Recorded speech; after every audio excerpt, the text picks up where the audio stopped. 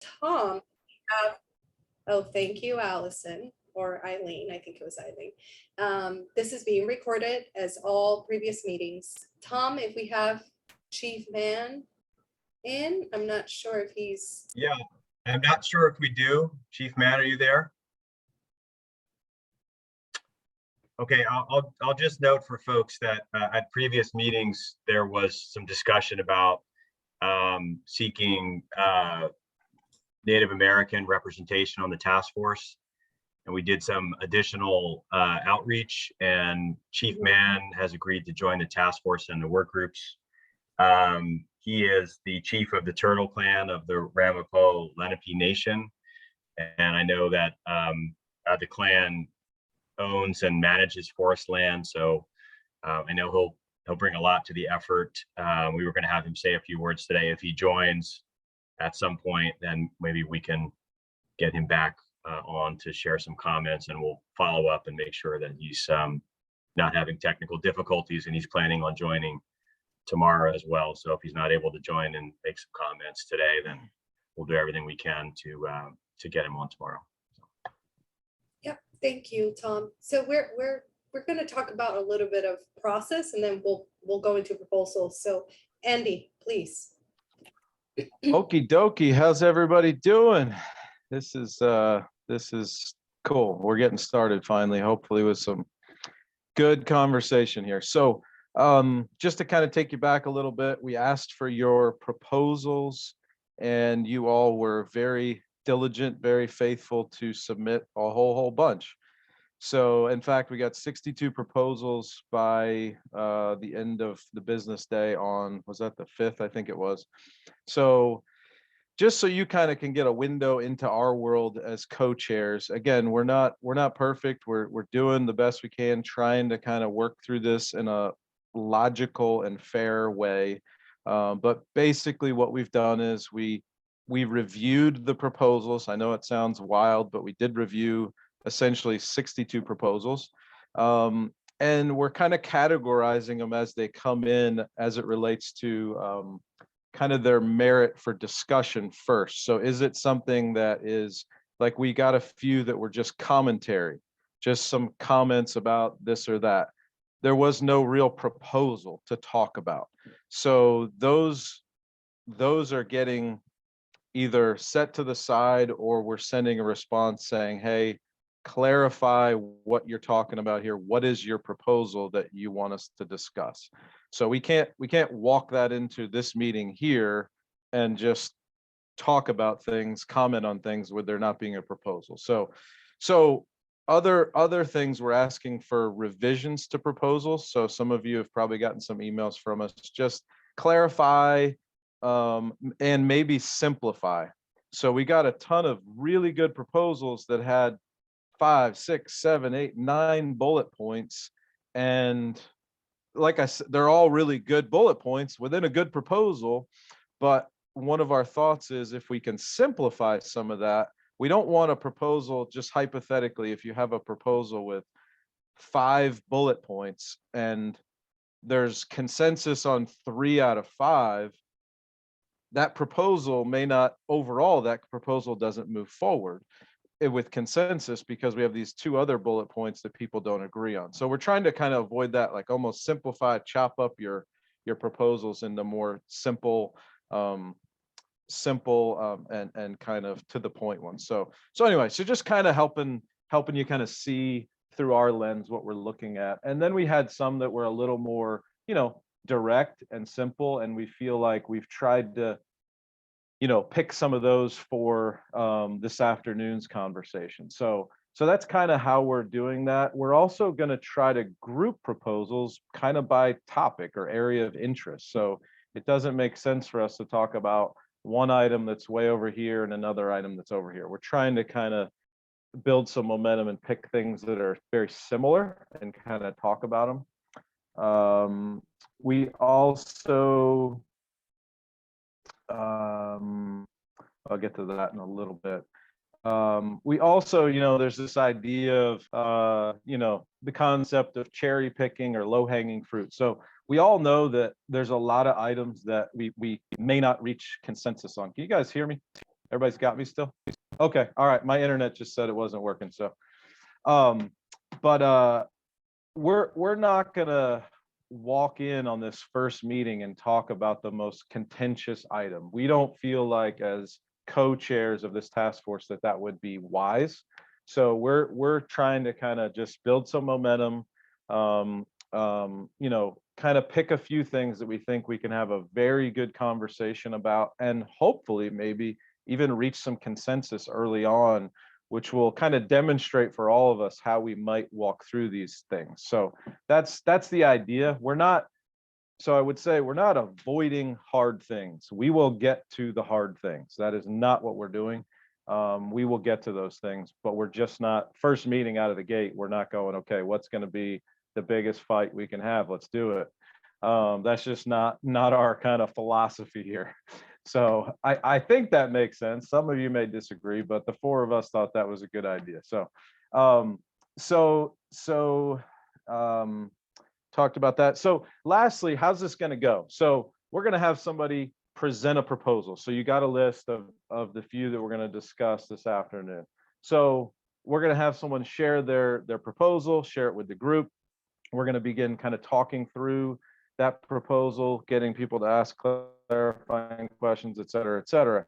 But our goal is to have a conversation and to reach a consensus, as we've talked about. So we might, Anjali and I, this afternoon especially, are going to be kind of listening and observing, and hopefully, if we feel like, hey, everybody's kind of on the same page, our goal is to just kind of do almost like a straw poll, like, hey, does anybody disagree? Are we all on the same page here?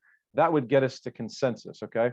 If we don't have that kind of consensus, if we feel like, this is kind of, there's a fair amount of people who are on the same page here, we're going to have maybe a few more minutes of conversation, see if maybe there's a way of proposal could get tweaked to maybe gain some more support. But at some point, we're going to have to cut it off and say, you know what, people are just not seeing eye to eye on this, and move that item potentially to something that we might vote on in the future. So we're talking about having a future session that we would kind of call like a voting session. So that's not going to happen this afternoon. We're not voting on things this afternoon. But that's kind of our process. Consensus. If we don't have consensus, we'll talk about it. Maybe we can eventually get to maybe a majority of some sort, or a super majority, or maybe even with some tweaking, we can move it to consensus. Or we have another idea we think it might work, is if we feel like there's an idea, people aren't all on the same page, but perhaps we could create a small group, a subgroup of folks to kind of discuss it further, maybe tweak the proposal, add some things, subtract some things, to again gain more consensus on that item, and then possibly move it again into consensus where we can share that in the report. So, and then lastly, there's going to be some items we just say, this is kind of irreconcilable. We're not going to get consensus. We're not going to get majority. We'll have some type of a vote that kind of documents, yep, we had so many people over here and so many people over here, and that's it. We're not going to sometimes we're not going to arrive obviously at consensus, but again, just to set the tone from the very beginning, that's our goal, is to move towards consensus, which means don't hold your proposal. I would just encourage you not to hold your proposal like this, right? Like, hold it more like this, like, be willing to compromise or make a change or a revision to your proposal to, the question we're going to ask Tom Gilbert's really good at this, another co-chair, is the question we're going to ask a lot is, can you live with this, right? Can you live with this? Is this a deal breaker for you, or is it not? If it's not a deal breaker, let's not hold up consensus, right? Or, hey, could we tweak this or this in your proposal, and maybe we can move that towards consensus. So that's the goal. I mean, I think just the spirit of kind of collaborating and working together is what we're aiming for here. And so maybe let this meeting hopefully be a template or an example for how that might actually be done. So I think all of us, in some respect, this whole concept of task force and proposals, this is kind of all new territory, I think, the way we're doing all this. So hopefully we can do something really good tonight or this afternoon and make some good progress. So back to you, Anjali. Yeah, great. Thanks, Andy. So if anybody has clarifying questions with what Andy just said, I see John and Ken, you've raised your hands. I'm gonna explain more about the voting. Julia, okay, I see you. So if you have questions about what he just talked about, I'm gonna take you right now. John, you can start. I think you're on mute. Yes, a quick question for Andy. Um, Oh, I'm just kidding, John. Go ahead. I see how you've selected 4 proposals for us to talk about today. Yep. And that you're trying to pick something that's not too controversial. Are there other funding? These are all funding proposals. Are there other ones? And will we like listen to all of those before we start doing things like straw votes and that kind of stuff? Tom or Eileen, maybe you could chime in. I feel like we grabbed most of the funding ones, didn't we? Yeah. That was kind of our goal. We went through all So of for the them. moment, Yeah. All think the- funding is included in these proposals, but don't despair, John. There's gonna be another round of proposals. No, Hopefully we get no, new we're just ideas. trying to get how it goes, you know? Yeah, yeah. And I don't know if this is the right answer, but I think your plan sounds like you want to review all the various proposals in all areas before we start doing things like voting. I would say it's not like we're gonna do these meetings for the next 3 months and then vote. I Yeah. think we're gonna have certain moments in time when it's appropriate as co-chairs, we decide, you know what, we need to kind of, we've talked about a few of these items. Let's not forget what we talked about and not vote until November. Yeah. Let's get this through. So we don't, again, a lot of this, we're kind of working on it as we go, as we have these meetings. So we don't have a date or anything like that, but I would say we're not going to wait until the end to vote on everything. It'll Okay, be so kinda- you may kinda group them grouped. when you think we have enough on a certain area. Yeah, I think We'll so. put Yeah. it up. And on the voting, I raised this question early on. I'm a private environmental consultant for 42 years here in the state of New Jersey, but I also am a trustee for the New Jersey Highlands Coalition. Mhm. And the last thing I saw was that if I was a trustee, the way I read it, if I was a trustee for the Highlands Coalition, then I couldn't vote, even though I signed up as a company, that I wouldn't be able to vote. Can you clarify that? Because that seems wrong. Yeah. Yeah, So Angela, go ahead. Yeah. John, so that's what I was going to discuss next. That issue of like being a trustee, but representing another organization. So put a pin on that. Okay, We'll get back to that. It's the next item for discussion. So we'll take Ken, Yeah. Leslie, Julia, no longer, you don't have a question anymore. Okay.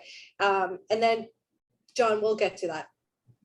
Sounds good? should I leave my hand up indefinitely or just take it down for now? You can take it down because we will cover it.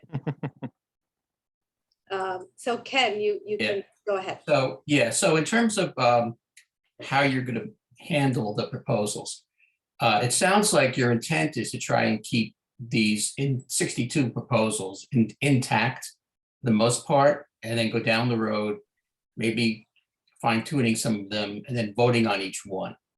Are you considering taking elements of these where you feel there is fairly good consensus and repackaging them into, I'll call it a super proposal, for lack of a better word, where there might be easily available consensus, but then not voting on each one of them individually, because several of them would have problems that would cause them to fail or not get very many votes. Yeah, I think, Ken, it's a good question. I think it's just, we're going to kind of work through these logically. So like if somebody has a proposal with 5 items and there's a lot of consensus on 3 items, this is where we may suggest, hey, you know, if you could remove these couple of items, it seems like we've got consensus on 1, 2, 3, but 4 and 5, we don't. Would you be willing to rework your proposal and remove this thing or add this thing? And then we kind of bring it back up and we get consensus. I think that's what you're saying, right, Ken? It's No. something along those lines. Yeah. Well, no, what I'm saying is you take the elements of the funding proposals that seem to have the most agreement and you put them into a new proposal that pretty much everybody would support. So for example, it might be that we can come to agreement on sources of funding, but not on uses of funding.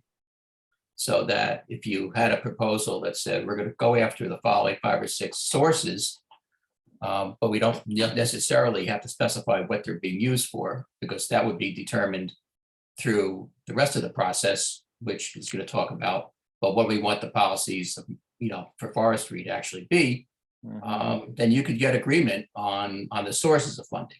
Whereas if some of them have got, you know, poison pills in them that the author isn't willing to take out, you're stuck.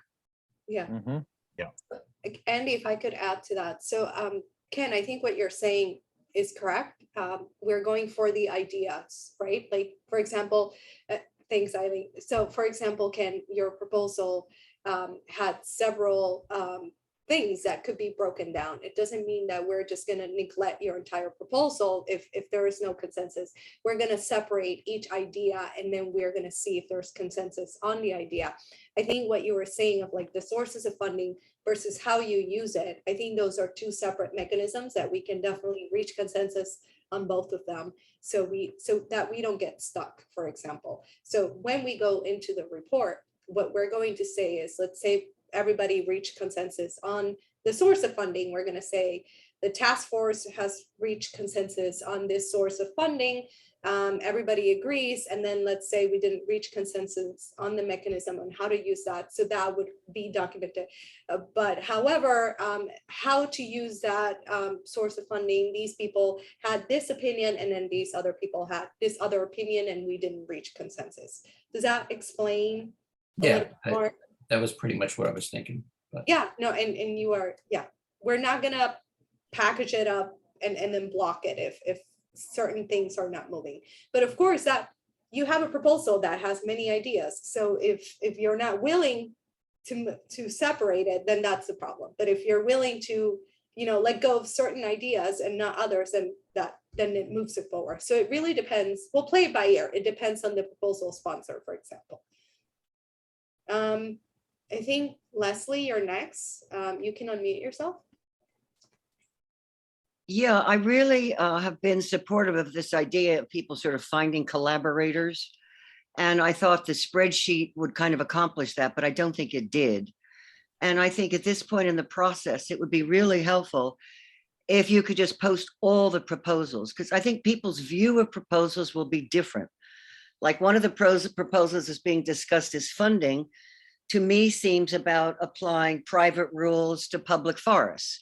And so it's different. And I think also I get wanting to start with the easy stuff first. I'd start there too. But I think we need to see what the breadth of discussion is going to be, so that if we have a particular, and somewhere I think we ought to be able to have some kind of way of commenting on proposals, both positive and negative, for people who are reading the proposals to review. I don't know if there are too many of us to make that unmanageable. I think if we'd be abusive and start posting everything we ever wanted to say about anything, but I think it would be helpful to say, if we were, maybe you have to reduce it to what's Twitter, how many characters per comment.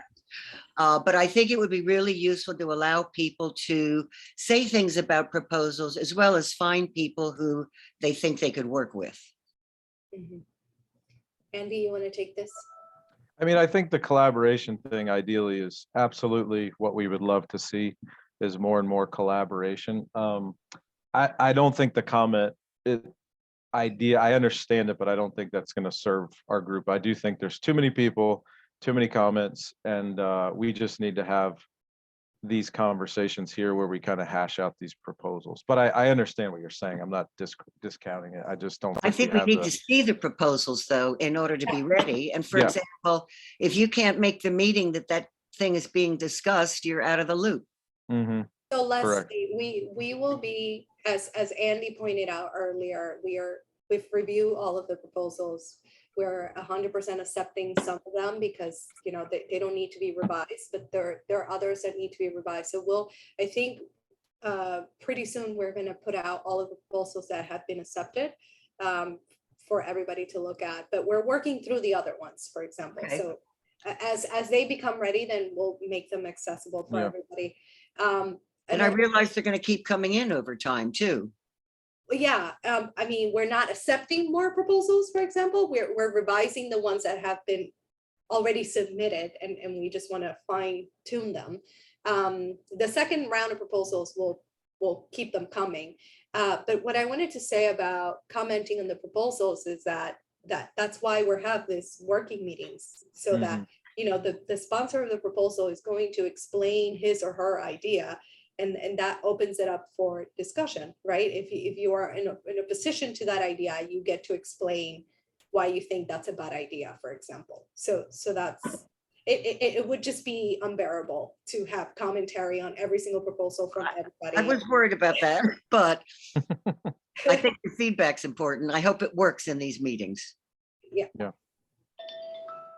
Jean, Now, this is just, I think, a clarifying question, but you said all the proposals that you've had so far for funding are in the batch for today, but there likely are to be some future ones coming in. So my concern is that we not approve for funding any of the proposals until the group gets to review all the proposals that have asked for funding. So you could approve the concept, but not actually approve the money as set aside until we have a view of all the money proposals. that makes sense. Quantity, Jean, right? Yeah, that. Yeah, I mean, say you have 62 down, what, I don't know, where 7 of them have money proposals.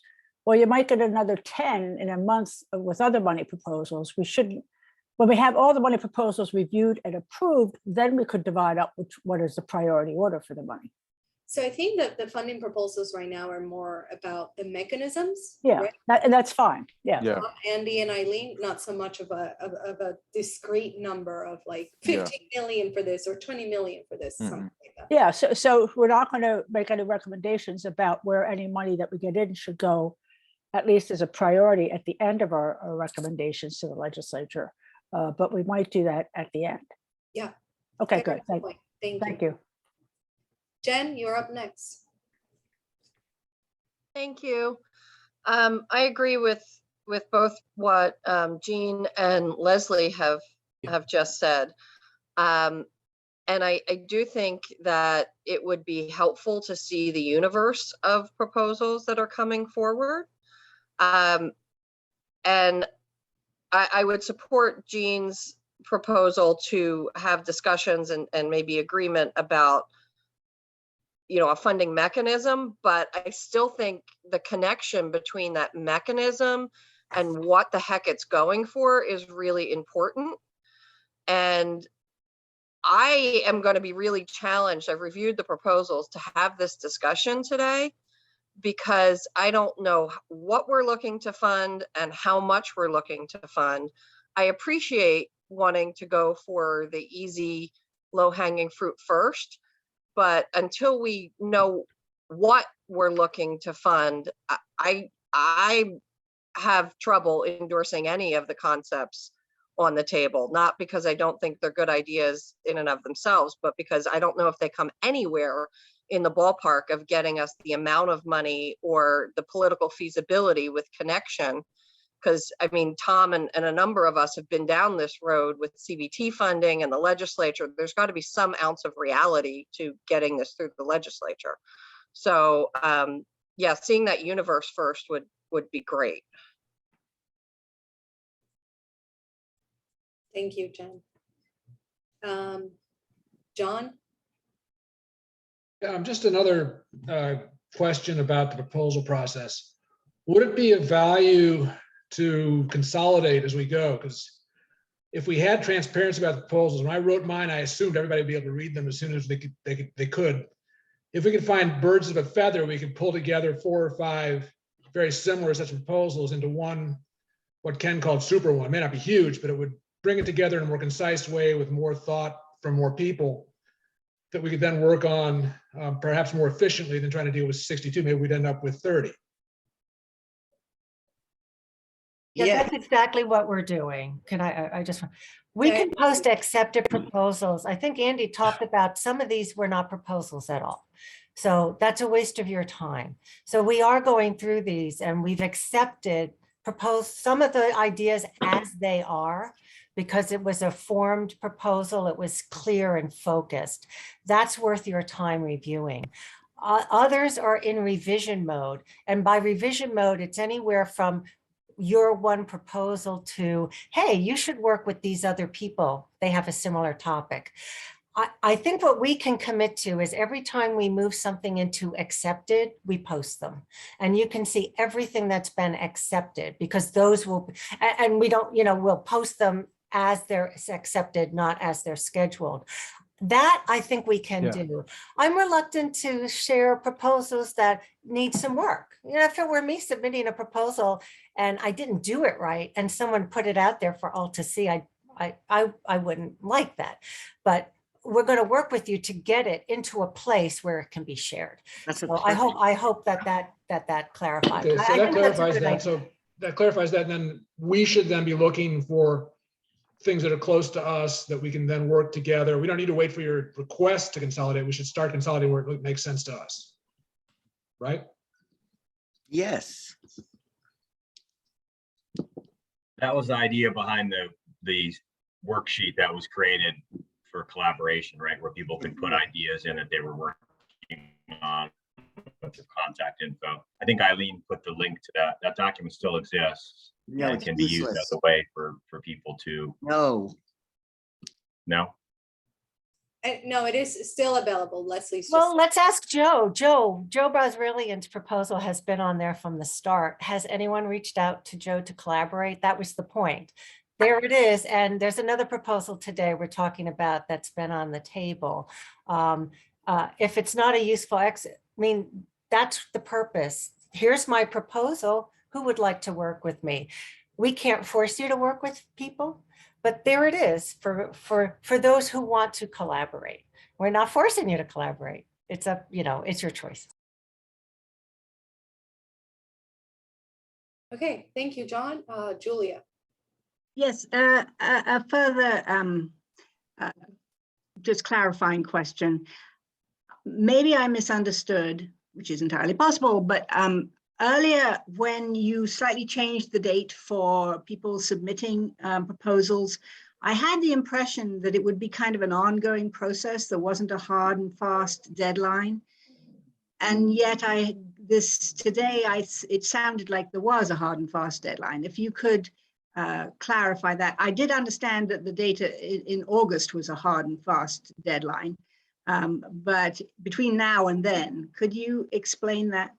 I'll take that because I'm the source of that confusion. I apologize. So I guess we will continue receiving proposals, but I'm not. Yeah. I'm trying to remember. Yeah, I mean, so Julia, Sorry, Julia. we created a line and we basically did that to say, okay, we're gonna first start with these proposals that come in. We're gonna continue to receiving proposals, but we're giving priority to these that came in before this date. Once we kind of exhaust that list, we're gonna begin pulling from that. So continue submitting proposals. We could get through all 62 this afternoon. We may get them all done right here and now. If we can do that, then we need more proposals. So just keep submitting them. There's no there's a date now and there's a date in the future. Just keep turning them in, and we'll get to them. I think that was our kind of idea of having at least one date in the beginning. I appreciate that because somebody I know was working hard on proposals and then became unwell and has not been able to finish them and still very much hopes to submit them. So that is important. I also wanted to share that I absolutely agree with Jen Coffey that are understanding the full, breadth of the proposals before we start voting on things is, I think, important to a lot of people. Because until we have and funding is a perfect example. I don't know how I could support funding if I didn't know what the funding was going for. I think it's, and I very much appreciate what Eileen said, that I'm not sure why you should be protecting us from not doing a good job in preparing our proposals. It's very nice of you to do that, but I hear that you're trying to make this more efficient by doing that as well. And we appreciate that this is a ton of work on your part, and thank you very much for doing that. But it would be good, I think, if we can, to see the breadth of proposals, because I had heard, and maybe incorrectly, that there is, or maybe somebody was wishful and there is coming another funding proposal. So yeah, it would be good. Thank you. Yeah. Okay. Thank you, Julia. Chris, you're up next. You're on mute, Chris. I know. There you go. I have to do it after my name is called.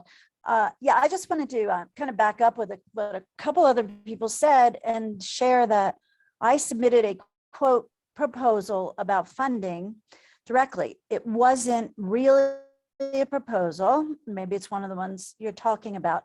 It was a proposal about the task force process, specifically that it just seemed not as sensible to me to consider funding mechanisms before coming to some consensus about what would be funded, as several people have said. And that's what my proposal was, my proposal comment, whatever, on process. And I had hoped that it would be, thrown out to the task force, and that maybe task force work group members would have some say in the process.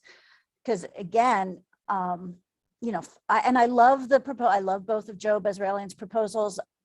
They're great, but again, I don't know what we're funding. We have to, and the group of experts here is really expert on forest policy, and we should hash out, I think, what's going to be going on, and then worry about what it costs and how to fund it. And that's all. Okay, thank you so much, Chris. I guess we keep hearing the same message, which is we need to understand what is it that we're funding in order to approve sources of funding and also amount. I like Jen's comment of like the sources of funding, does it even get close to the point of the magnitude of what we need to fund? So we're taking in all of this feedback. My co-chairs, Tom, Eileen, I feel, Tom, you want to say something? I think some of the proposals do talk about specific uses of funding and others are less clear. So maybe as we get into the proposals and we hear from the sponsors, they can in particular clarify what their thinking was around, what the funds would go towards. And we can have a follow-on conversation later, right? We can start to wrap our heads around how do people feel about funding basic concepts like, do we envision we're going to need more funding for one or more sets of activities, right? Is that going to be part of what we're going to recommend? What types of funding sources might we be willing to consider? And then we can start the conversation about where we think funds are needed. And, we might not resolve that today, but it's going to be an iterative process, I guess is what I'm saying. So I think we can get started and make some progress today, and then we can figure out what the unresolved issues are and tackle them later. Yeah. And this may speak to my naivety, so I apologize. This is going to be more of like a question. I'm not as well versed as my other three co-chairs in some of the policy stuff and things, but does the gate like swing both ways in that if there's no funding, why are we discussing if we should go cut a vine in the forest or spray barberry? Do you ask that question too? I guess I see it from that angle too. I go, if there is no money to go control barberry, then why are we talking about controlling barberry? That's just a question. Again, I'm not an expert on how all this policy stuff works. That's kind of a question that I actually have personally, like which one comes first, I guess you would say. The chicken or the egg? Yeah. Mhm. I hear you, Andy. Anne? Chris, you're done, right? Okay, Anne? Yeah, let's follow up to like what Andy said, like I'm no expert by any means in this, just a resident, but what I would be concerned about in the end is that if we're trying to tie funding to proposals, I would hate to see good proposals get thrown out because we can't show funding. I mean, but it was my understanding that we may not, come up with all the funding we need, but I hate to see a good proposal get lost because we don't know how we're going to fund it. Unless I'm not, understanding the whole purpose. Like we want to do what we can to protect the forest from, climate change. And these are good ideas, but we need help from the legislature or whatever to find other sources of funding. That would be my, my concern.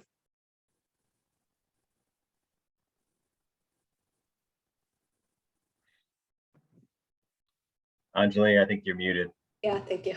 Thanks. And to answer your question, we're going to try to find all of items of consensus, as many as possible, even if there is no source of funding. And it'll be in the report, even if we cannot come up with sources of funding or how to fund things. So don't despair on that. It will definitely, that is the objective, finding items of consensus.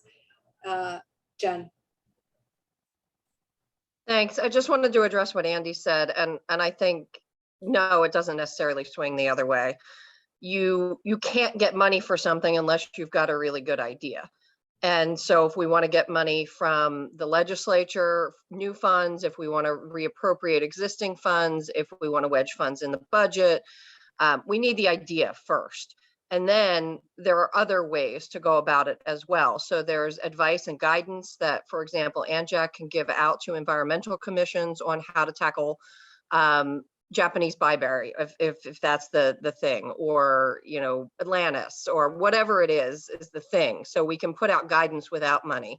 Nonprofits can go for federal funds. So I think we've got to have the idea first, and that's my hesitancy with wanting to say yes, no, go, no go for a funding source. Is I have no idea if $6 million or $600 million is what we need annually to really take effective action on any given issue. And the other thing I want to thank Allison for noting it, I forgot to say last time, is that we absolutely need to have an input process that goes outside of these meetings for the proposals. Because, for example, I got knocked down with COVID and it knocked me flat for, a good 10 days. There was no way I was participating in a meeting like this. But if something went through and I had something to say about it, there are many people in here who know me well enough that I'm going to make my voice known in the legislature and in the press at a later point in time if I need to. So we should be providing everybody with that opportunity. You're allowed to take a vacation, you're allowed to get sick. So we need to have that input process outside of just a meeting on a proposal. That's all I got right now. Thank you. Thanks, Jen. John. Yes, just noting the reason that we're actually meeting is that we're supposed to be developing forest management policies, which ultimately we expect would be turned into regulations for publicly owned forest lands. So the funding is important, but we still have a reason to be meeting. And first we have to come up with the policies for publicly owned lands, because at the present time, the forestry regulations in the state of New Jersey simply do not address any rules and regulations for anything but privately owned forest lands.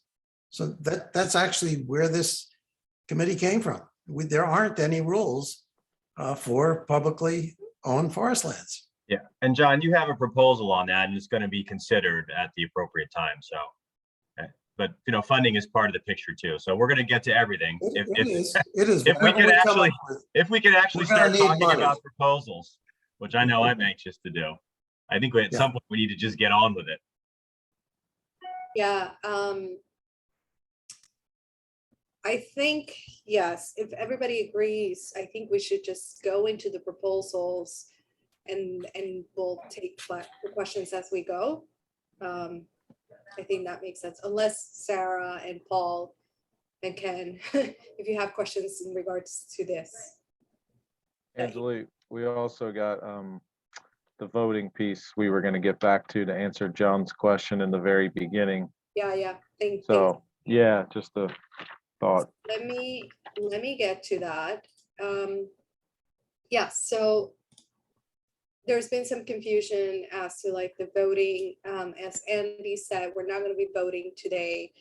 Please don't confuse consensus with voting, right? The objective and the goal here is to find consensus and as many proposals as possible. But when the situation gets tricky, where maybe we see like 75% of the people are in approval, but then the other 25 are like objecting to it, we might go into a vote so that can clarify it as to where we stand in terms of one idea or one overall proposal.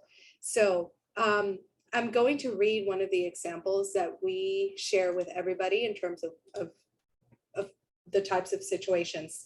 But well, to remind everybody, you can be a private resident and then you will be voting as yourself as a private resident. We have organizations, small or big. We have for-profit business who you would count as a private resident essentially. And then the whole thing of, for example, I'm going to use Sierra Club as an example because I am Sierra Club. Sierra Club is a very large organization here in New Jersey. Only one person will be voting for us and one person will represent that vote. That doesn't mean in the consensus, we don't all get to raise our hands. When we try to reach consensus, we're going to get a feel for everybody's opinion and where you stand about that proposal. So in one of the proposals that we're going to go over today, we're going to say, does anybody object to this? And we're going to hear that. Does everybody agree to this? And if everybody's raising their hands, that's exactly what we want to see. That's the consensus process. When it gets complicated and it's difficult to make a decision of, are we reaching that consensus? Then we're going to the voting. So because we want to be fair with everybody, and I'm going to use Sierra Club as an example again. Sierra Club is thousands and thousands of people. If I get to have all of my thousands and thousands of people at Sierra Club to vote on this, it would overwhelm the voting part of things. So because we want to be fair, and there's so many other organizations in New Jersey that are as equally big as Sierra Club. So because we want to be fair, and I keep saying this, only one person will vote for Sierra Club as a big organization in New Jersey. So I'm going to go over the example. So Jack Jones is a general public member at ABC organization, but it's not a staff member or trustee board and does not have any decision-making role in the organization. Jack can serve as a private resident. So I'm going to apply this example to Sierra Club. As I said, Sierra Club has thousands and thousands of members. If one of our members in Sierra Club has no policy decisions of what Sierra Club should be doing or how Sierra Club should be prioritizing, plays no role in leadership or any type of voting within the organization, this member of Sierra Club can represent themselves as a private resident. However, if you're a member of an organization as a trustee or you sit on a board, you are actively deciding on policy for that organization. So we don't want to see that person double counting, right? Or double dipping. It's just not fair for everybody in terms of different organizations. That's the process that we've decided. We're just trying to be fair, large organizations versus small organizations versus private residents. So that's what we wanted to explain. Does anybody have any questions before we jump into the proposals, which we should? Okay, I'm just going to take it in the order. Paul, since you're first, and Jen, I think this is a legacy hand. Thank you. I want to make sure, Jen. She's not answering. So Paul, please. Can you hear me? Yes. Okay, great. I have two questions. One on what you just said, and it's a very simple question, I guess, but like does a person who's just like an individual resident who's attending these meetings and involved in them does their vote count the same as the vote from the Sierra Club representative? They each have one vote. So that's question one. Question two goes back to the, the conversation of funding versus projects coming first. Is it even a directive of this group, this task force, to come up with sources of fundings for proposals? I mean, why are we even doing that? So those are my questions. So let me tackle the second one first. I don't remember if Senator Smith had specific words in regards to funding. My co-chairs can help me with this, but I think it is always a plus to help the legislature of like, hey, by the way, these are possible routes of funding that you can consider. Or by the way, this money has been set aside for many, many years for forest conservation or for conservation issues. Why don't you just use it for this idea that we all have agreement on? So it's how I see it as sort of like a plus. It's like a win-win situation of like, we're proposing issues that we all agree on. And by the way, here's a way that you can fund it, at least partially or fully, whatever we can come up with. But Andy, Tom, Eileen, I don't remember Senator Smith specifically saying, find ways that you can fund this. But correct me if I'm wrong, Tom, Eileen, Andy. I agree with everything you said, Anjali. Okay. All right. And then your first part of the question, Paul, we haven't decided as to how to weight things. So far, what we've decided is, because using Sierra Club as an example, we represent thousands and thousands of people, and we're only selecting one single person that can vote for Sierra Club. We think that it's not fair to give equal weight to Sierra Club as to an individual private resident. Mhm. We're still trying to figure out what would be the weight of what is going to be Sierra Club versus that private resident. But that's what we've agreed on. Okay, you're good, Paul. Julia. Thank you. I just wanted to share that the coalition is a coalition of organizations. That's what we are. So when you tell us that members of our board who are on our board and also represent other organizations cannot vote because they're on our board and the coalition is already represented, we're disenfranchising other organizations. I don't know how you deal with that, but it seems to me that that's exactly what you are doing. And we obviously have a serious problem with that. You don't have thousands of people participating in this effort, thank God. You have people who have chosen to do this because they are choosing to do the work. And at the beginning, from the beginning, we understood that we would when we can't reach consensus, and I do appreciate that consensus is the goal. When we can't reach consensus, that everybody should have an opportunity to participate. I really do think that you are disenfranchising organizations when you don't allow them to vote because they serve on the board of the coalition.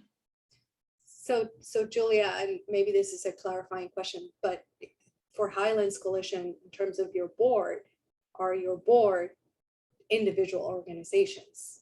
Yes. Okay, and do they actively decide on policy for Highlands Coalition? The board decides on policy for the Highlands Coalition, but they are individuals representing a lot more people for their own organizations also. Okay, can I make a suggestion? Just in the interest of time, I think we should separately get the list of people that you're concerned about, Julia. Send us who are the specific people who are on your board, but also represent other organizations that are on the task force. And let's figure it out offline. I don't think we need to spend the time right now with this full Well, group. a perfect example is you just invited Chief Mann to participate. Chief Mann is a trustee of the New Jersey Highlands Coalition. Great. Okay. Okay. Thank you. So Yeah, Julia, let's get the list of people and Yeah. we'll figure it out offline. Yeah. Ken, I see you. Don't worry. Ken, you can go ahead. Right, thank you. I will be as tactful as I possibly can. I disagree completely with your view of how to allocate voting. Let's put it that way. The original intent here was on this, and this was Smith's directive, get as many people as we can, because we wanted many, many inputs. And I made an effort, for example, through Empower New Jersey, to reach out to everybody on our list to offer them an opportunity to participate. I went to our green team. I went to other organizations, trying to get as many people as possible to participate. The original discussions that we had, and I can't say I swear I actually heard these words, but it was very clear that the intent was, if you participate, everybody gets a vote. We are not packing this task force. Everybody from you know, for example, from Highlands Coalition is working on this. Everybody's, you know, people are submitting proposals. We are discussing proposals. Nobody is sitting around just waiting for an opportunity to, you know, throw a monkey wrench into this by voting. At the same time, you're saying for consensus, everybody votes. And then you're saying for you know, other voting purposes, a lot of people don't get to vote. That's self-contradictory. We have to insist, I insist, that this be everybody who works in this, everybody who's participating gets to vote, period. Now, you can weight it differently, I understand that, but everybody gets to vote. Second, this whole issue about the regulations or the rules involving voting has got to be clarified now. When you sent out that message on Friday and you suddenly said, oh, well, you know, here's a bunch of people that aren't going to be allowed to vote. It was like a bomb going off, believe me. We had a lot of discussion about it. Nobody supported it. Everybody disagreed. Everybody was very upset. And then you got another bomb waiting for us when you figure out what the weighting is, and you'll do that on your own sweet time. No, all the rules around voting have got to be nailed down right now. I'm not saying right here at this moment, but like ASAP, where this whole process is going to come to a grinding halt. I am not going to participate until we have agreement that everybody gets to vote. It's that simple. Ken, we hear your comments. We hear your concerns. I'm just going to remind you that we're 4 people doing a lot of work and going through a lot of proposals. Go ahead, I'm sorry. And getting organized, and we're working diligently to try to figure this out, as well as hearing everyone's concerns, because we do read all of the emails coming from all of you guys. We're trying to be as delicate and as just try to come up with a process that works the best for everybody. But yes, obviously we're not going to decide on something right now, but we will get back to you as soon as we can, as soon as we all 4 of us make a decision that works the best for the entire task force. Yeah, I'm sorry, but excuse those excuses don't fly with me. Okay, you could have addressed this in a much more open manner. You could have come into this meeting and said, we're looking at different models for voting. What's your thinking? Instead, it was sent out like, this is it. We 4 have decided, you get no vote, and this is it. That's the way I read it. It wasn't like we're gonna, you know, open this up and we have all these different ways of looking at it. So yeah, I'm sorry, I just don't accept the fact that I know you got a lot on your plate, but I don't accept, you know, that as an excuse. I would say though, we have not operated that way. I think give us some credit that from the outset, we've been very open to input, and we made various changes in response to the input that we've heard. And I think Anjali just signaled right now that we're willing to do the same. So we've put this out there for discussion. We're taking input on it right now. We're getting feedback. We're going to talk. We're going to factor that in, and then we're going to come back to everyone with a decision. So it wasn't presented as it's this way or the highway. Everything we presented really has been very open to discussion, and changes have been made along the way. It would have helped if it was written as, here are some thoughts for discussion purposes. It wasn't presented that way. I'm sorry. That's fair, but the reality is that is the way that we are operating. So, you know, we've gathered input here. We take it seriously. The 4 of us will talk. We'll figure out the best we can. I would say this: no matter what we do, I guarantee you that 1 or more people here are not going to be happy. So there is no perfect Yep. approach that everyone is going to say, this is it, aha, you know, so no matter what we do, somebody's probably going to be a little bit unhappy with it. At some point, we're going to have to make a call about, based on the input from all of you, what we think is the best process we can come up with. It's not going to be perfect. Not everybody's going to be happy with it. And we're going to move on, and we're going to do the best we can with that process. Maybe you should let everybody vote on the process. Ken, we take your We input. can't, but we don't know who gets to vote. We will take input and we will come up with the best possible way that is fair for everybody. I'm gonna, this is Emil, I'm gonna jump in and say something. It was definitely said in the early meetings that if you participate and you come to the website meetings and you participate, you know, pretty diligently, that you'd be able to vote. It was definitely said. What was said was, you know, we don't want people showing up at the end, not having participated and then wanting to vote. That was definitely a clear message that was given at some point along the way in something like those words. And if anybody who's listened to everyone like I have, then you'll remember that that was said. Okay, well, we got work to do on the voting stuff here. So can we, I think it would No, be you wise can't. to, As the Excuse me? person who raised this question, I think I have the right to weigh in on it. I want you to understand two things. That trustees do not make decisions for the organizations that they are a part of. Having run a major company, and I'm currently a trustee for NJFTF, currently a trustee for the New Jersey Highlands Coalition. I can assure you that, yes, the trustees act in a way to advise the executive officers on how to run their nonprofits, but every trustee doesn't vote the same. They don't all agree. They vote too. So I think it's wrong to just say because someone's a trustee, all of a sudden they can't vote. I'm a private company and I signed up for that reason. And I sit on 2 boards of members of this group. And then the second thing I think you should realize is that the New Jersey Highlands Coalition is unique among nonprofits on this committee in that it is the only one that is actually a consortium of other organizations. They can all quit tomorrow and come here and be representing themselves. We'll bring them back after this is all over. But the fact is, this whole plan is wrongheaded. And you really need to go back to the drawing board and rethink it because you're denying scores of other organizations, including my own firm, the right to weigh in on this. And it's wrong. There's no other word for it. It's wrong.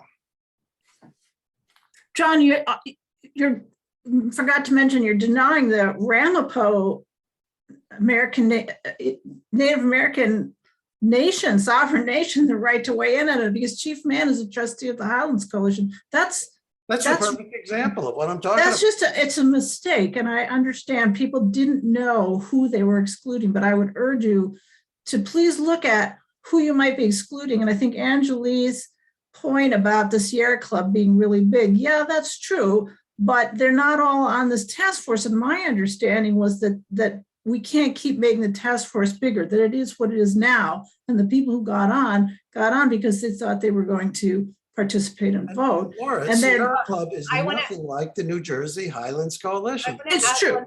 It is not a coalition of other organizations. I just want to add one point, Laura. So because we've known that Sierra Club wasn't going to be represented by the thousands of people that are part of Sierra Club, everybody in the Sierra Club knows that there will be one person representing us. Otherwise, I could have many people in this meeting voting for the Sierra Club. You're missing the point. You are not an organization of organizations. Yes, I get the point. And you are denying the right of scores of organizations interested in this topic with So I your think- decision. And there's no other decision. It's I think wrong. Tom addressed this earlier. We need a list of the folks where this actually comes into play. So it's Yes. you, obviously, John, Mhm. Chief Man, and maybe there's a few others, but we need the list from Highlands Coalition about who this might affect. Yeah. Now, And then we'll deal with that. I don't, outside of Highlands Coalition, I don't think we have that overlap potentially. So hopefully we can deal with Highlands Coalition differently and kind of case by case, so to speak. Yeah. So I think we no, know. everybody gets to vote. Thank you for That's listening. our position.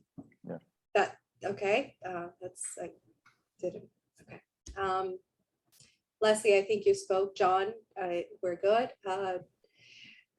In the interest of time, I just want to be, just remind, we only have less than an hour to go over proposals. So I'm going to stop after Chris, no more questions. So we dive into the proposal. Oh, okay, Joe, you went away. Chris, please. Thank you. Just a quick clarification. Because I'm on Eco Health, I didn't know about this. I didn't get the voting memo until earlier today. I am a trustee on 2 organizations.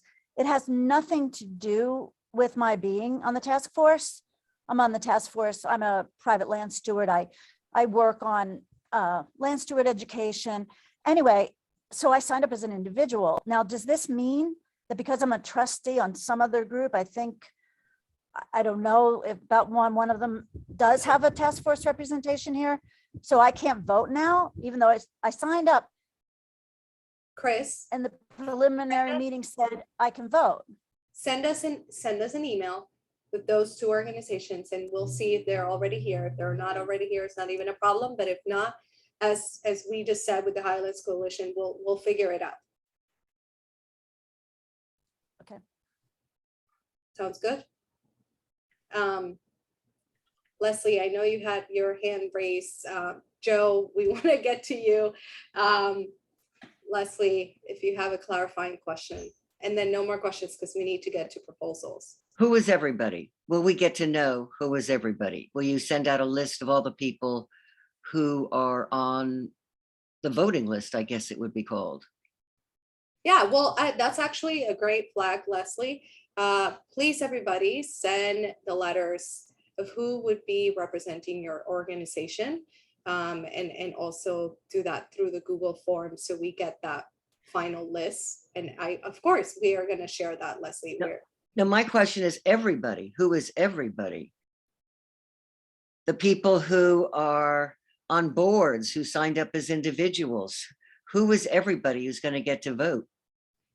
I know you have a set of questionable people, but short of that, who's everybody else? Well, I guess, I don't know. I don't know the answer to that question. Well, you must have a list of people you send this stuff out to. Yeah, it's the people in the work groups. How do we know who's in the work group?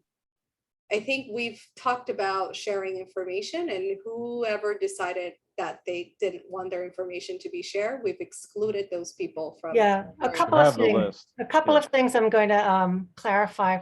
The contact information is in the shared folder. There are several people who only had emails. We've asked them for their names because this is not an anonymous process. We need your names. You have access to the names of everybody who's participating in the work groups, as you should. You should know who you're speaking with. Also on the organizations, we've been clear from day one to send in a letter on letterhead from an organization who your designated person is. We've been transparent about that. The whole purpose of that letter was to identify your representation. However, what we're hearing today is that the Highlands Coalition is a little bit unique. So we're going to go back and work with the Highlands Coalition on how best that representation should be. With that, I would really love us to move into the proposals, because the best way to describe the process is to jump in. Yep. So we're not finished with the organizational component. Bear with us. Thank you for all these comments. They were informative. But at this point, we'll table the discussion and there'll be some changes. Let's move into the final part of the meeting, which is the proposals. Unless there's more clarifying information, not commentary. I think we're good, Eileen. Thank you so much. We don't have any more questions other than a thumbs up from Jean. Thank you. All right, so going into the proposals part of things, Joe, if you're ready, we can start with one of your proposals. Forest to faucet block rate water billing. Well, thank you. Oops, do you hear an echo? Yeah, there is an echo. All right, let me try to eliminate that.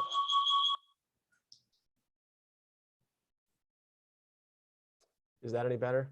Oh yeah, no echo. Great.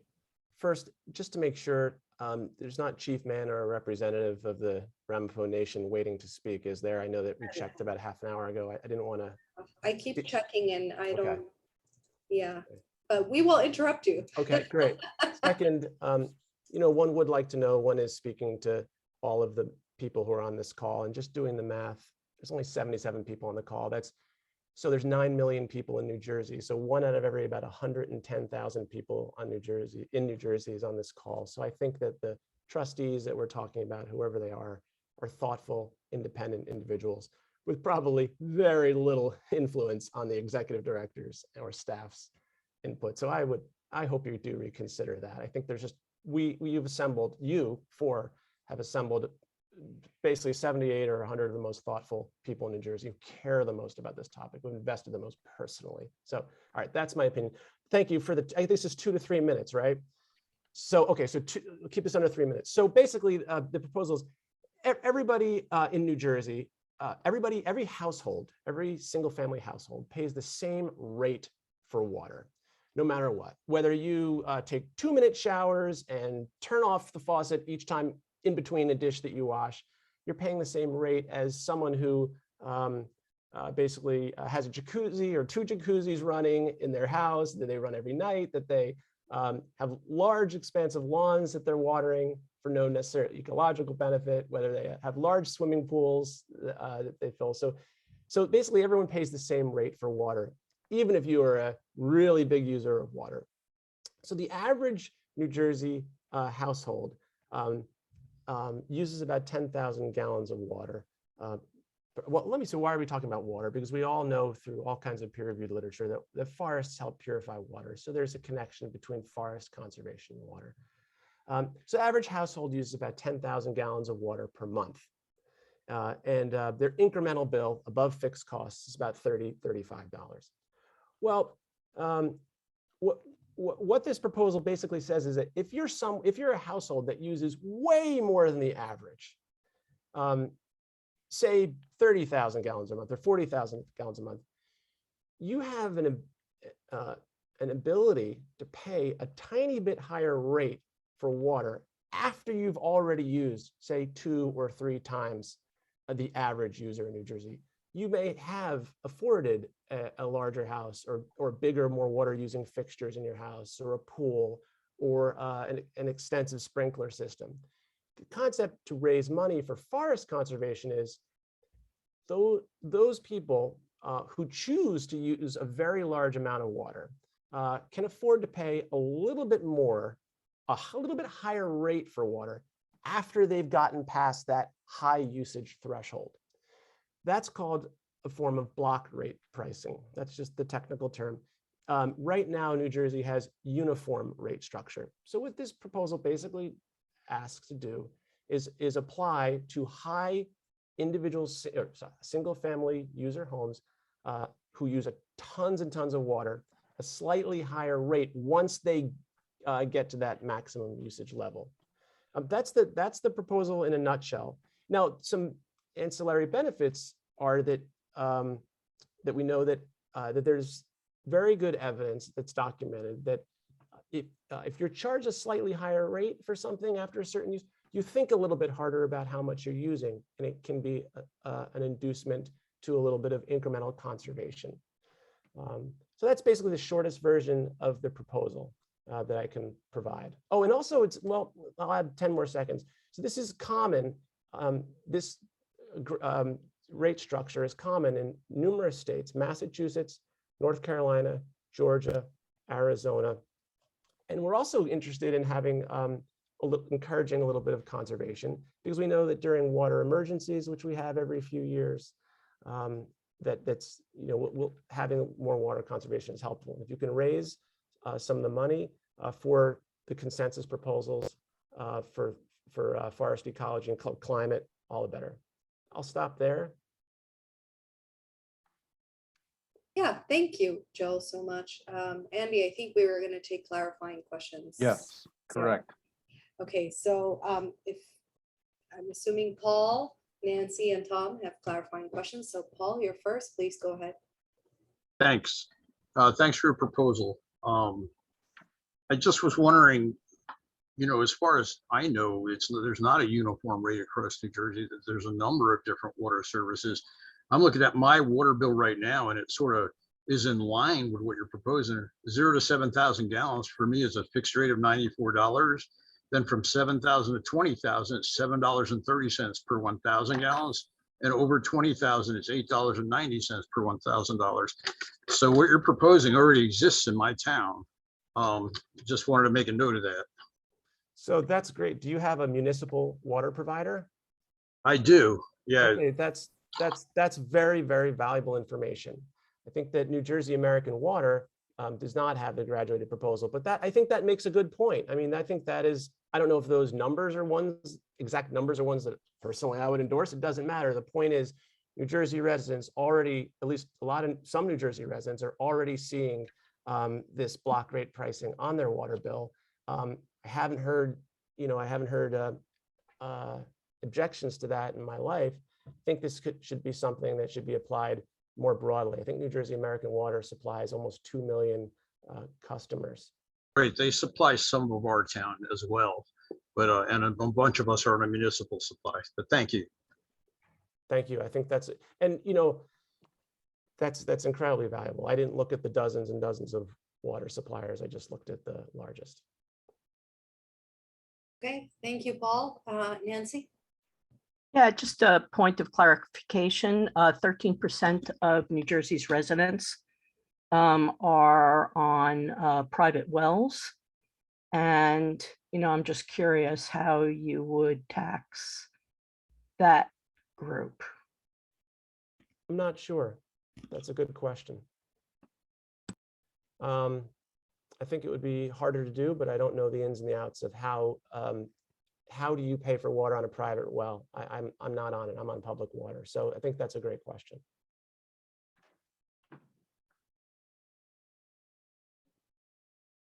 I think that the thing this proposal asks you to consider is that can the bulk of New Jersey sort of get with the times a little bit and recognize that there are some extremely heavy single-family home users of water, and that there's no incremental higher rate, even past very high water usage levels. So that's why you see, you know, sprinklers running even during the rain. So, yeah. Tom. Hey, Joe, thanks for the great proposal. It's great. You know, the water user fee is a concept that's been out there, you know, for quite some time. And it's sort of a good idea that it comes up and comes up again. I mean, oftentimes the reason it hasn't gone anywhere is because it's, you know, politically a little bit volatile, right? Because politicians are loath to, you know, potentially kind of raise sort of, you know, the kind of water tax. But I like the way you've structured this, in that this kind of the block rate where it would only impact, you know, kind of higher end users is, I think, maybe a way to help kind of ease some of those concerns. But my question is back to the conversation we had earlier. Did you have specific uses of the funds in mind, or did you sort of not really kind of get into that in your proposal? Nope, not at all. No, this is just that obviously the use of funds would be dedicated to the chosen consensus programs that the task force wanted. You know, the designation clarity is incredibly important. So they would just be designated to that. I felt that we should have a variety of revenue proposals available for the legislature, so that we weren't locked into one or two just because it was easy. I thought we should think about that. Yeah.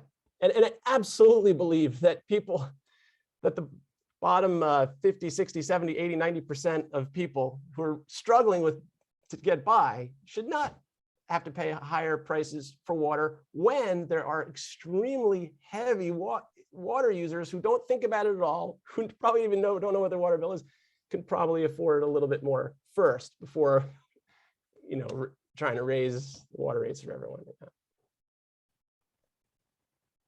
All right, Tom, you're good? Emil?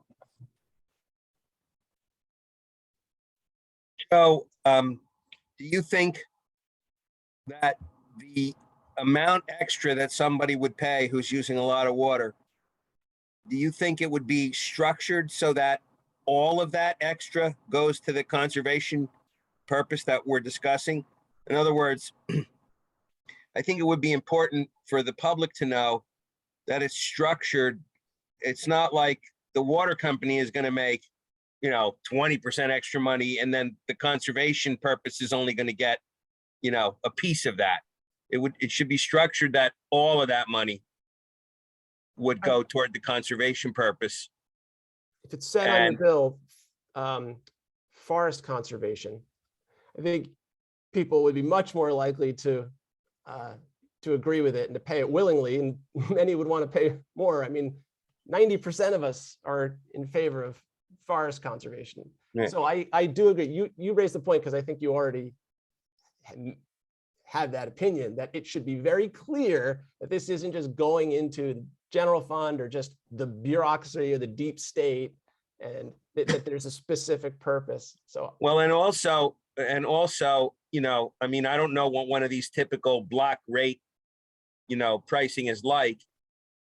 I know, like, for instance, in Arizona, I know it goes up quite a bit because of the, extreme problem they have out there with, not having enough water. But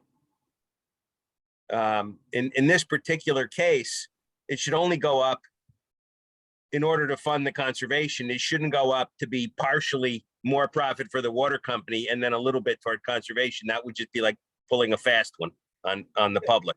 yeah, but that's always the problem, right? Like once you have it circulated and bill in the legislature that there's going to be a high level user water fee, everybody wants to get in on that and get a piece of it. People we've never heard of, groups we've never heard of say, well, my industry benefits from having a little water conservation. We should take some of that money too. That's always the battle you get into. You lose control of these proposals once they go out there. So I think as with any, you guys do a lot of policy work, structuring it and working it hard, and it's always hard to fend off certain things that we don't agree with. But I think if you start out with a clear plan and a defined use and designation, just like that little piece of the CBT that's used for green acres and state preservation, I think there's a way that we can do it correctly, the way you're saying. Hey, thank you so much, Emil and Joe. So what I'm hearing is specific language for 100% of the funds to go to forest conservation and the things that we decide here. So that could be included, that will be included in the report, that if we reach consensus on this, that would be part of it. 100% of the funds goes to forest conservation, or whatever it is that we decide. Jeffrey? So I guess I just want to touch a little bit on it. It kind of touches what Emil said as well. What is to keep these private water companies from keeping the money that's paid? What's to keep it from them just keeping it for themselves? Can the legislative branch have any say in where the money goes and how it's allocated, even though from a private company?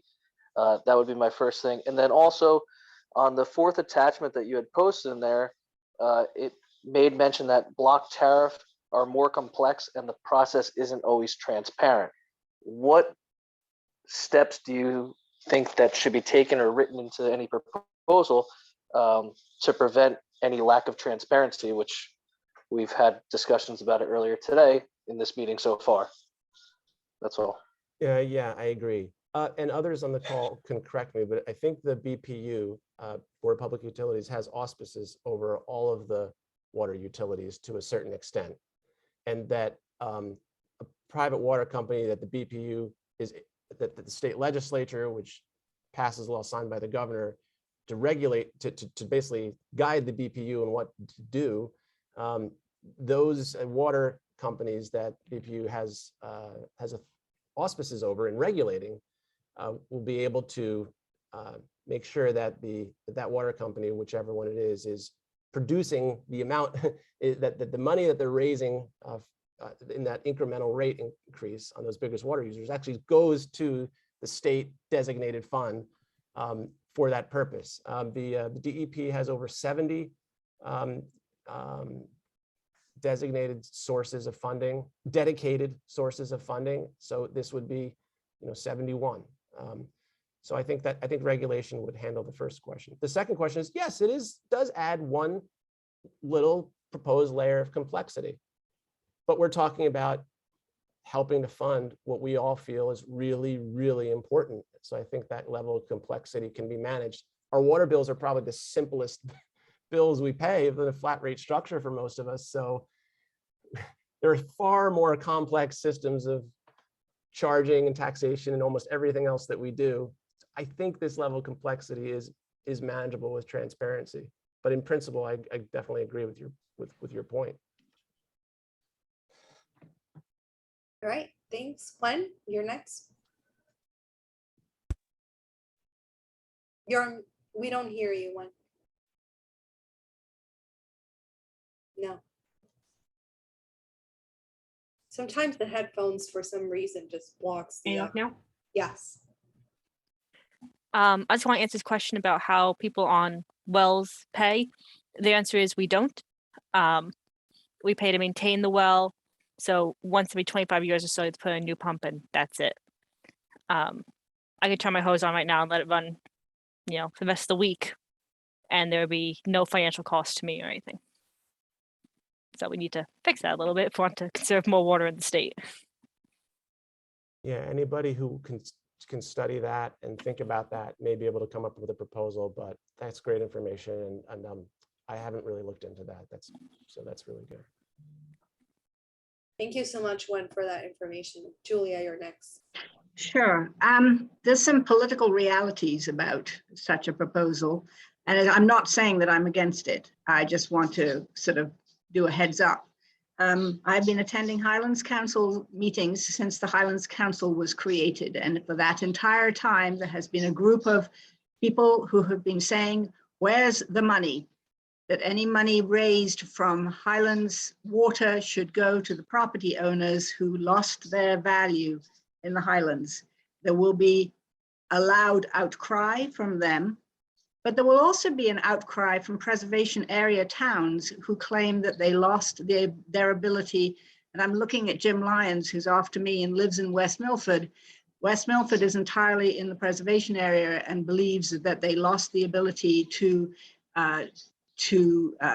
develop, property taxes and rateables, and that any monies raised from the water that comes from their town should go to them. So I'm just putting it out there. This is a reality.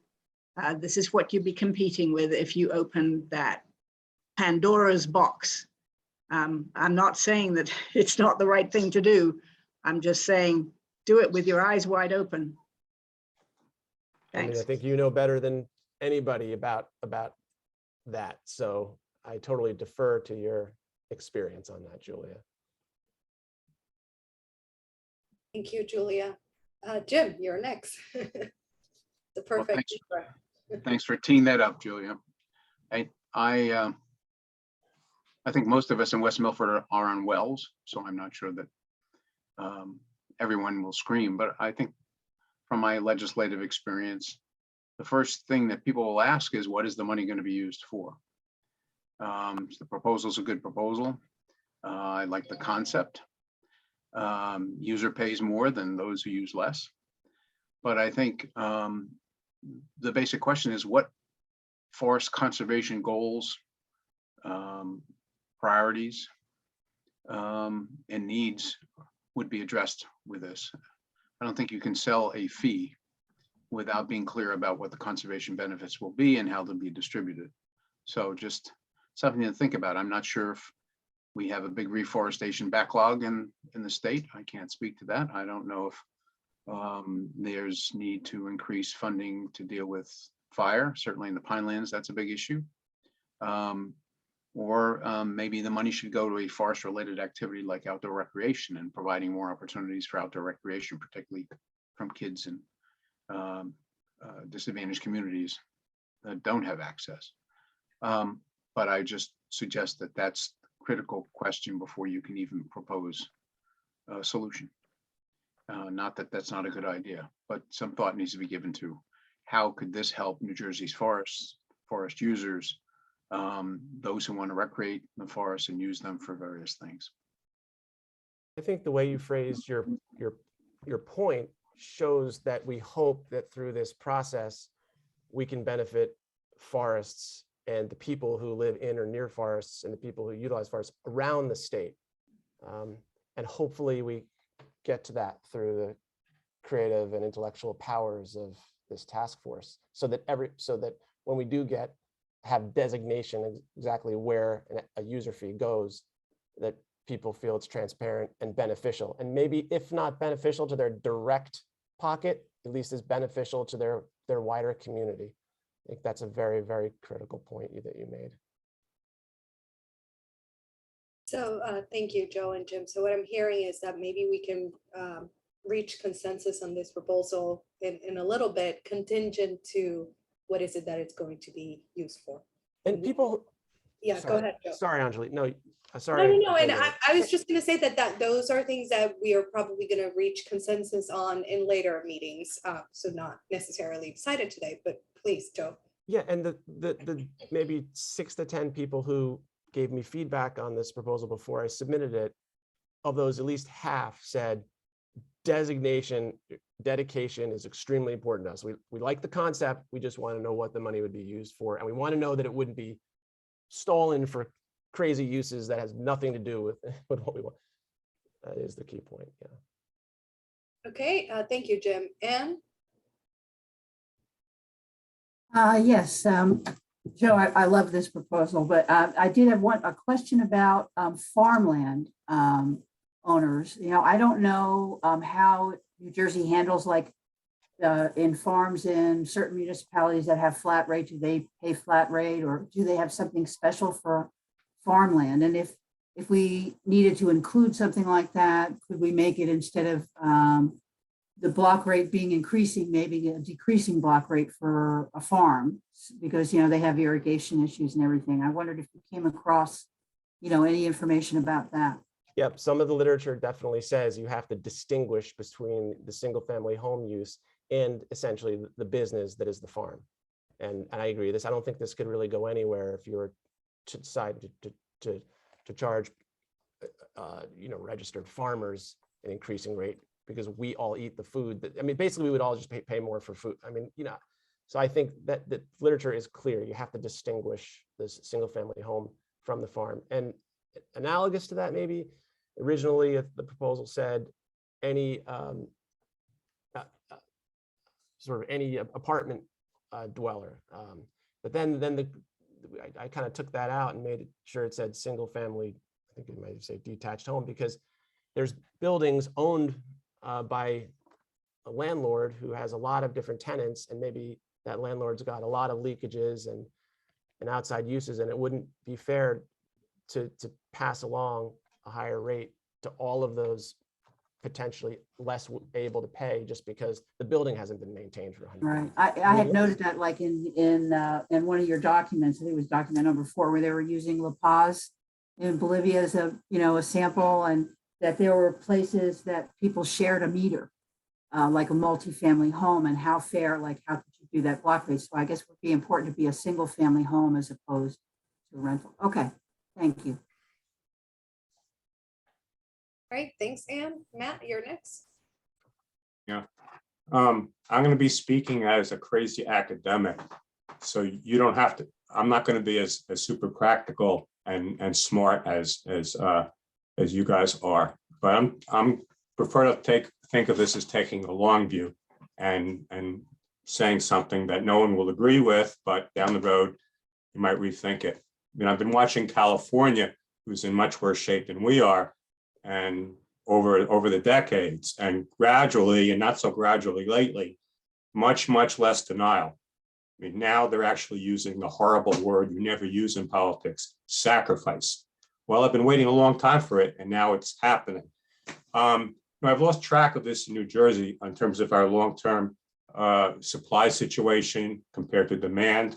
The last time I was following it, people were waiting for DEP's report on it, and I don't know if they ever released it.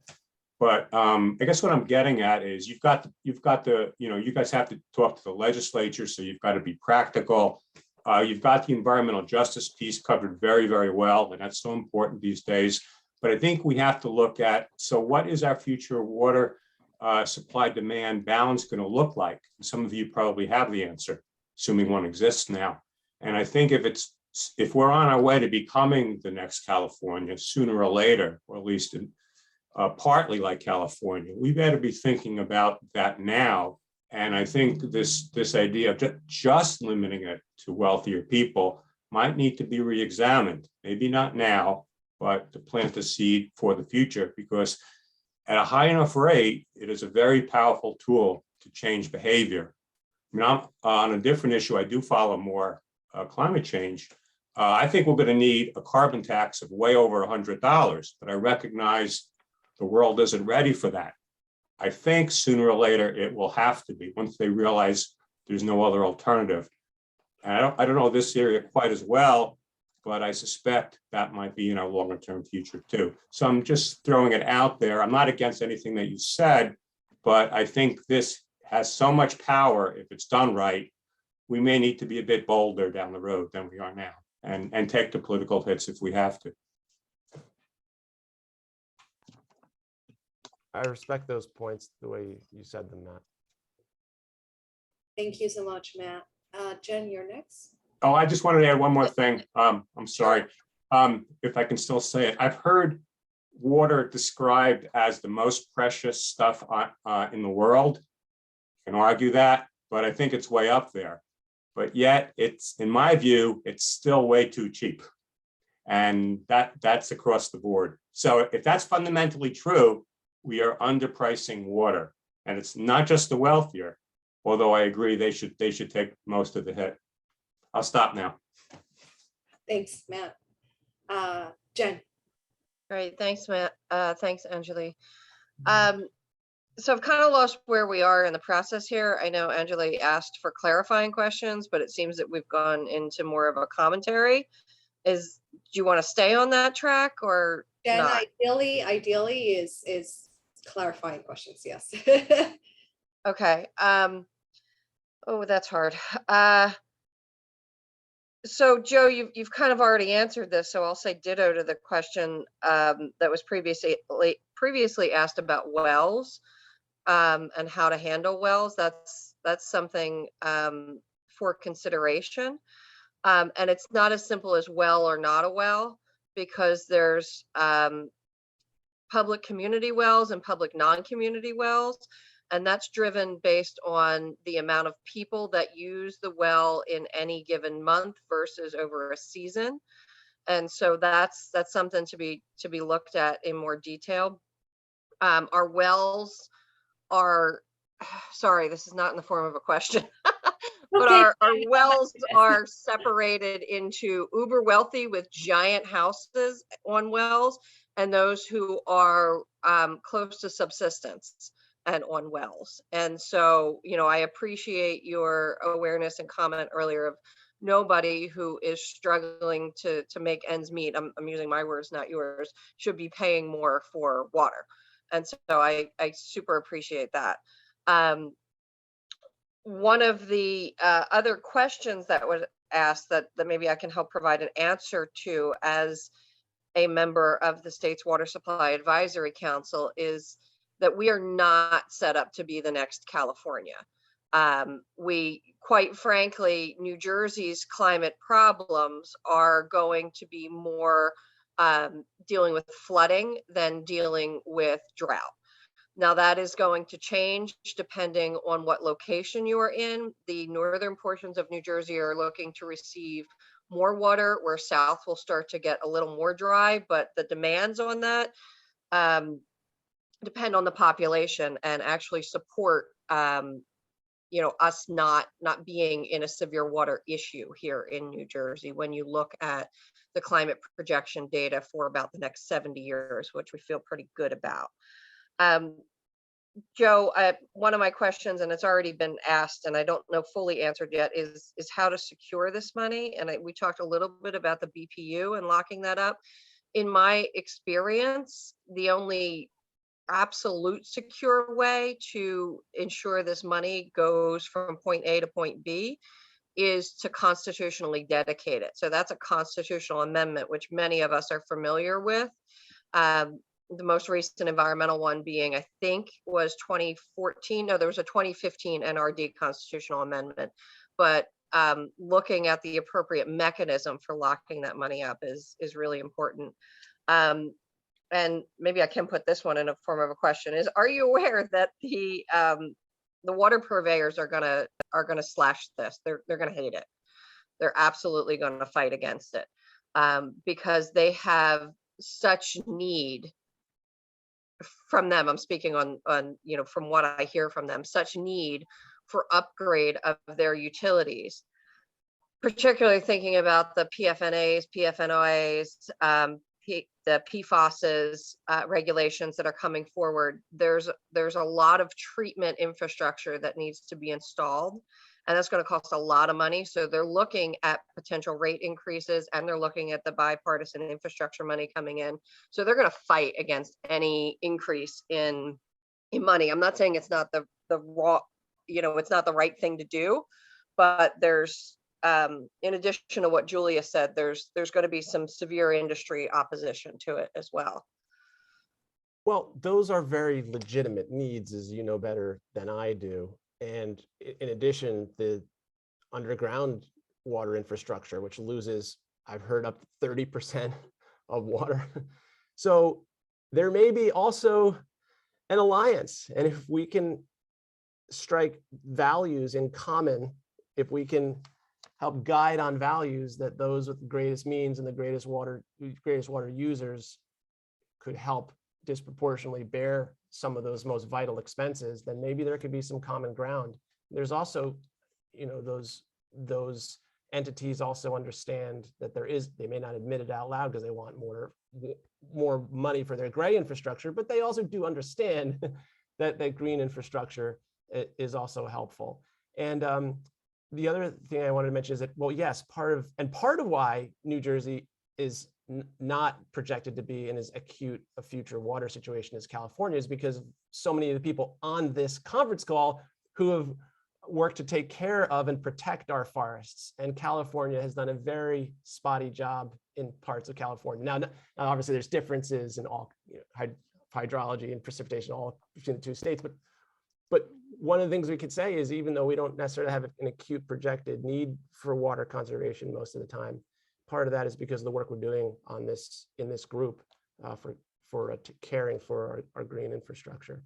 I couldn't possibly respond to all of your knowledge on it, but I think all your input is so important to helping to craft something like this.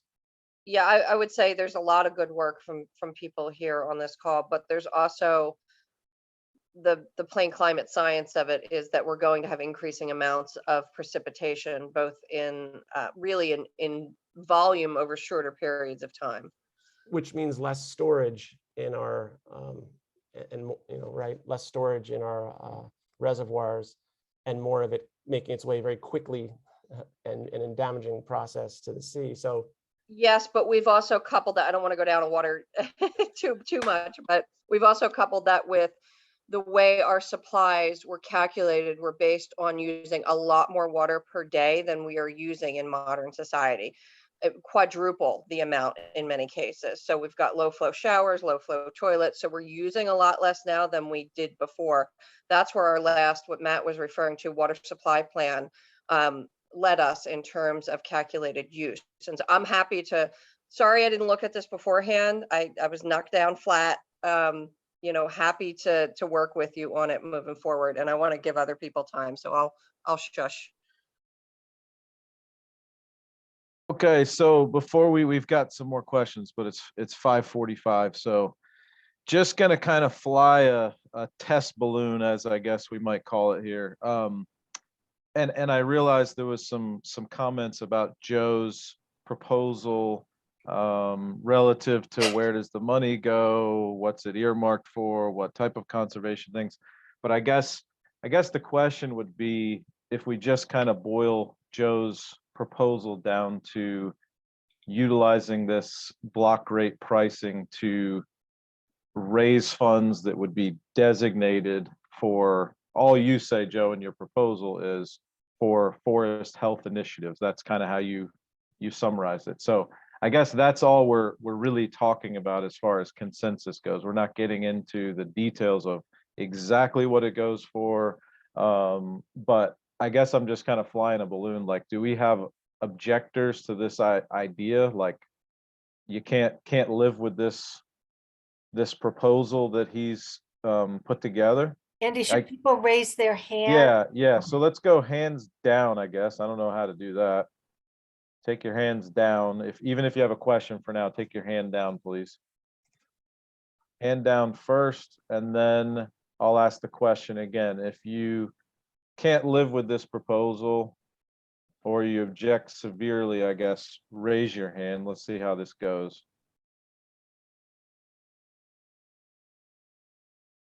Okay. Oh, we had one and lost one. I guess change their mind. Okay. Oh, it's back. Larry. Larry, why don't you unmute yourself and kind of share your thoughts?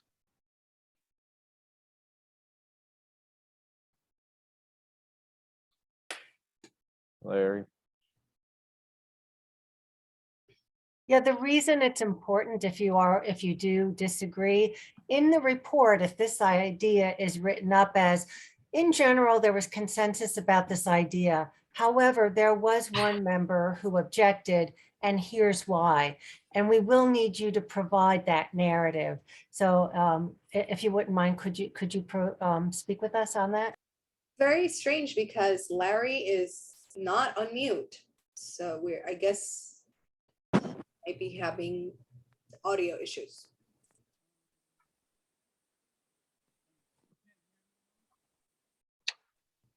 Okay. There we are. Larry, wait, you're not on mute. I think, yeah. Here's some phone. Let me try this. I'm going to unraise hands. Maybe it was an accident.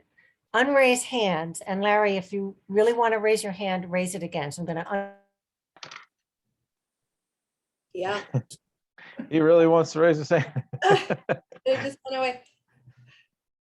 Oh, I love this stuff. Zoom is great. Maybe he can put his objection in the chat. Yeah. Yeah. Yeah. But I mean, with even with that, yeah. Larry's opposing opinion, which we will for sure record, it seems like we all have consensus on this particular mechanism of funding with very specific language that 100% of the funds, if I'm capturing everything correctly, will go for forest conservation, contingent to things that we decide later on in the future. So it seems, Julia, Are these objectors or just you are not objecting to this, right? No, I'm not objecting. If I could Okay. 30 seconds. 30 or 40 years ago, New York State looked at this issue and looked at the options for improving how to purify their water. And they had one option, which was to build $10 billion worth of water purification processing. And the other option was to buy millions of acres of land in the Adirondacks. They bought the land, and it has been, the best solution for them. That's how they purified the water that comes to New York. Highlands Coalition has consistently said, trees, forests, purify our water. That's why our cost of water is at the 4th lowest in the United States. So that's the answer to Jim's question about how do you justify it. Everybody benefits because it's cheaper. It provides cheaper water than building water purification facilities.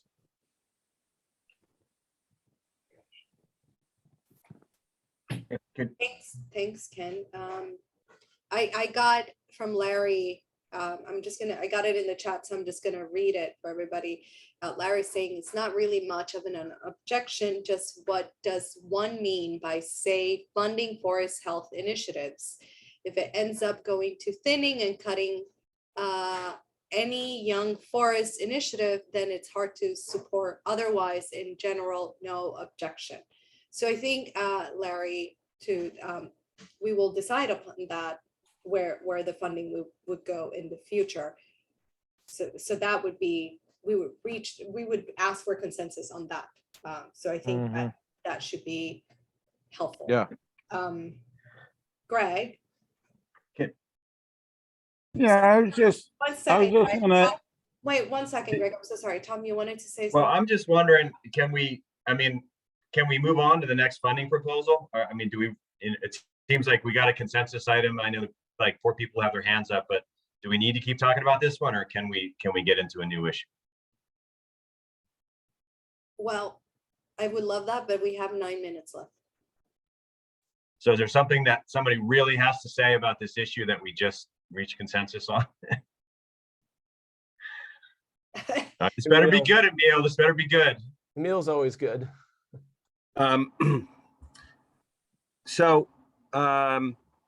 Jen mentioned that, we're fairly lucky in that long-term predictions are, that it's going to rain a lot and we probably won't have the kind of water shortages that other people are going to experience. And so, hopefully it's not so much about a water supply issue.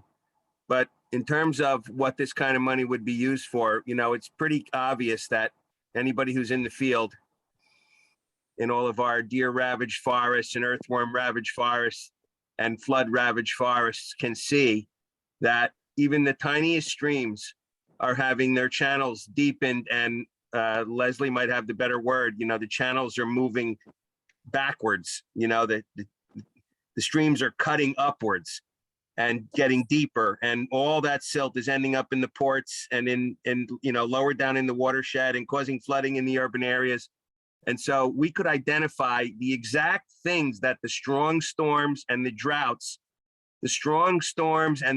are causing very specific problems in our forests. The heat waves, the strong storms, the droughts, the climate extremes are doing things to our forests that could exactly be the things that are tackled by this kind of funding. And it could be very explicit as to what we use this kind of funding for, to heal the exact things in our forests that are being ruined by climate change. Yes. I just want to add that I got in the chat one opposition to this proposal from Jean Publi. I'm sorry if I'm mispronouncing your last name. She says, feel the proposal not well documented with so many factors not cognizant of present situation. So Jean, we will document your opinion on this matter. I have it here in the chat. So we have 7 minutes left. Emil, you just spoke, so if you could lower your hand, and then we'll just take Greg because he's the last person. Greg, please go ahead. yeah, this just a process question. I think it's a good idea. I won't say it's a good idea. I think it's a potential idea that could be executed, but on the other hand, I think the fact that it's going to require a constitutional amendment is probably an impracticable idea. And so I guess the question I have is, when you ask, is this acceptable? Do we have consensus? What the hell does that really mean? It's an idea that could be presented to Senator Smith, but I think in the long run, it's not executable, not just for that reason, but for other reasons. I can't answer the process question. That would be for the chairs. Obviously, that's who Greg probably directed it to. But we can say a little bit about constitutional amendment. If it's for something that's popular, is not necessarily an enormous barrier. I mean, it's incredibly difficult and takes a lot of coordination and time and effort of advocacy to get a constitutional amendment put on the statewide ballot. But it has been done, and it's been done, as you know, because you've answered the questions, yes or no. It can be very clear and transparent, and it absolutely can be done. If that is, I don't know if that's the only way to do it, or if that's the best way to do it. Jen said that might be, but it's not unrealistic. But I'm just saying it's impractical because even if everything goes smooth for constitutional amendment, that takes 3 or 4 years. On the other hand, referendums have passed on the state level. So I think the referendum, and I think this would be popular. So I think I've seen it work here in Essex County. I've seen it work elsewhere. Referendums on environmental stuff can be quite popular. And I'll let it go at that, even though I wasn't called up. Yeah, it's very practical. Sorry for jumping in, but it's absolutely very practicable. And the only other comment, we're talking about flood and water supply, but the other problem with the water in the state is the salination of our aquifers, particularly down in as the oceans begin to rise. And we haven't even discussed that. Thank you. Thank you. And Andy, I was coughing like crazy while Greg was asking the process question. I don't know if any of you can answer that. I didn't hear it. I'm sorry. I mean, I think Greg's process question was more like he was just communicating that something potentially this idea being impractical or impossible, so to speak, or even not happening for a 3 to 4 year process, kind of maybe suggesting like, is this something that we need to be talking about or sending to consensus? So, and some people I think answered that question. They think it could be something that could move forward. So anyway, and I would say too, like, I think a lot of these ideas, some of them we may not see any movement or traction for potentially years, but we're kind of going on record as saying these are the things that people feel like are important, and we all agree on. So, we hope that they pick this stuff up and do something with it, but it could take a while, So anyway, Anjali, you got your voice back, or what are you thinking? Sort of. I'm struggling. Well, it's 5:57, so I don't think we're going to tackle another proposal. I think we had high hopes that we would knock out 62 today, but we got one. We got one consensus on one thing, and yep. I'm glass half full. Always will be. I think we had a very good discussion today. Yeah. And I think too, folks, everybody kind of let this be a, I think we're learning how to do this and how to make some of these items. We don't want to rush them, but we also don't. I appreciate Jennifer Coffey at one point, like, are we commenting, or are we asking clarifying questions? I think one of the challenges is going to be to kind of work hard to ask clarifying questions rather than just sharing kind of your opinion or thoughts about stuff. Each proposal could take one full meeting if that's what we do. And we're trying to get through at least a couple in a meeting at a time. So just be mindful of that. And maybe tomorrow, some of you are going to be on tomorrow. So use this as a, kind of an example of how we might even improve on it tomorrow. So. Bear in mind, you dealt with 2 really big issues at the beginning of this that took up an hour. So. Yeah. There's going to be a bit of repetition tomorrow for the sake of the people that are not here today. But we'll be diving into different proposals that Tom and I will tackle.